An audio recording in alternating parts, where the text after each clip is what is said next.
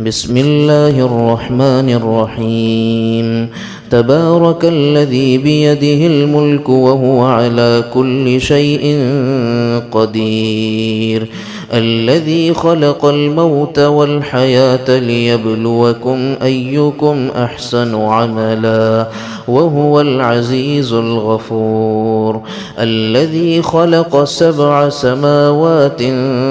طباقا ما ترى في خلق الرحمن من تفاوت فارجع البصر هل ترى من فطور ثم ارجع البصر كرتين ينقلب إليك البصر خاسئا وهو حسير ولقد زينا السماء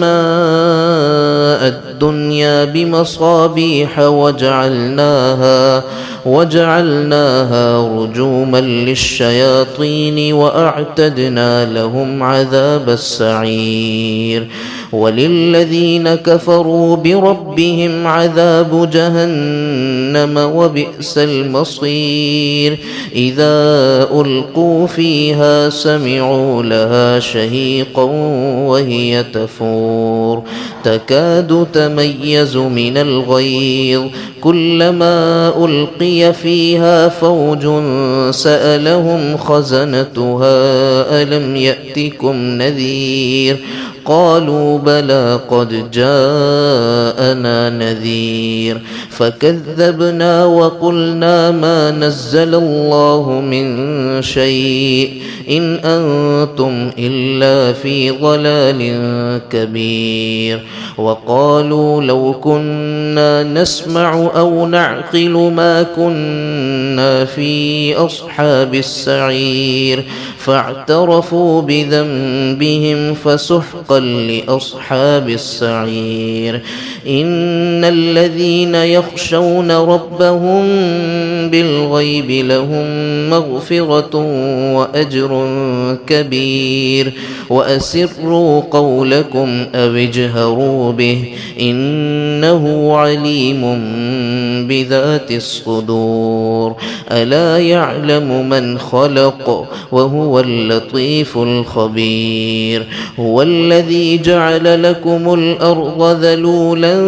فامشوا في مناكبها وكلوا من رزقه وإليه النشور أأمنتم من في السماء أن يخسف بكم الأرض فإذا هي تمور أم أمنتم من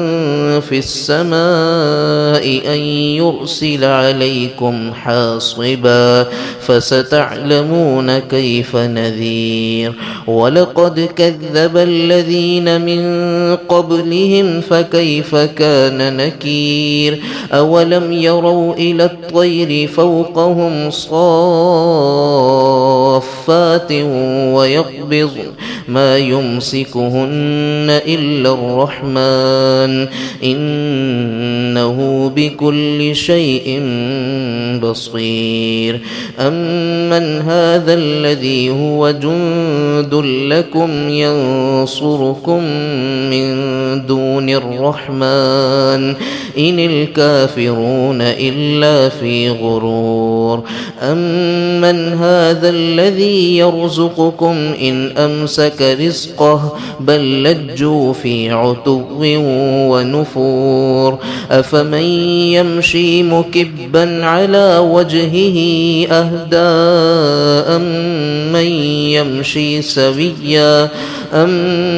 يمشي سويا على صراط مستقيم قل هو الذي أنشأكم وجعل لكم السمع والأبصار والأفئدة قليلا ما تشكرون قل هو الذي ذرأكم في الأرض وإليه تحشرون ويقولون متى هذا الوعد إن كنتم صادقين قل إنما العلم عند الله وإنما أنا نذير مبين فلما رأوه زلفة سيئت وجوه الذين كفروا وقيل هذا الذي كنتم